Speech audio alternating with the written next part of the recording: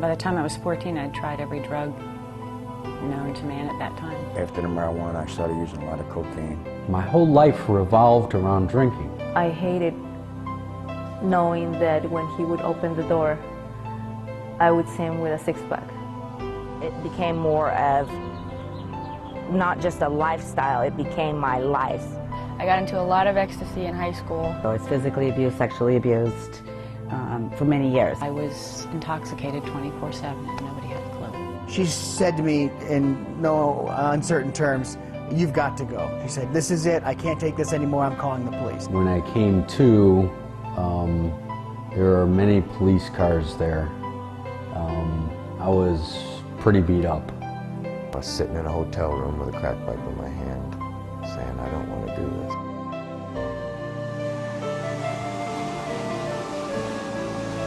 Hesitation or the fear of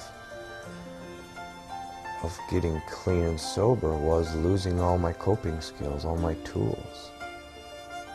Those were the things that allowed me to be me. Those were the things that numbed the... I think I'd ever work in my field again because I was so broken. What I learned very quickly is that addiction, alcoholism is a disease. It's an allergy of the body coupled with the obsession of the mind. I didn't know why my life had become just pure chaos. Work wasn't any good. Family wasn't working out. I was pretty desperate.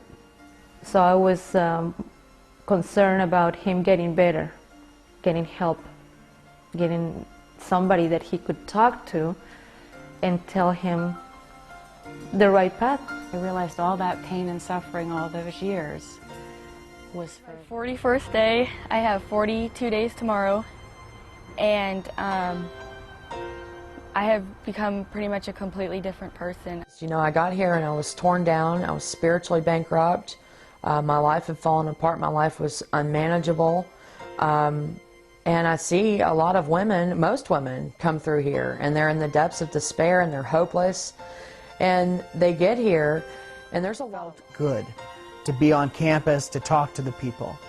It kind of took away some of my fears, made me feel a little more comfortable. The first day I got here, I was very nervous and uncomfortable, but all the girls were really, really nice, really supportive. You know, they helped me feel right at home right away. So that was really nice. It's like a extended family, or like, you know, a sorority house, but no partying. I like the setting, I like the size, I like the fact that, you know, there were a mix of people, different backgrounds, different ages. A lot of them expect like more of a hospital setting. However, when they come into our facility, it's like their homes. We live in actual homes. It's a very warm, comfortable environment. You know, all of our furniture is very nice. It's a pretty place. If somebody's truly looking for long-term sobriety, that they can find it here. Even those people that have been through a dozen other treatment centers before. Do you want to make your life better, or do you want to continue to be miserable?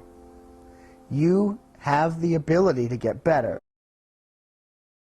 I'd like to tell anyone out there that really is looking for hope, to let them know there is hope. We saw our daughter go through such a difficult time in her life, and now I can look at her and I see my wonderful, beautiful daughter back once again.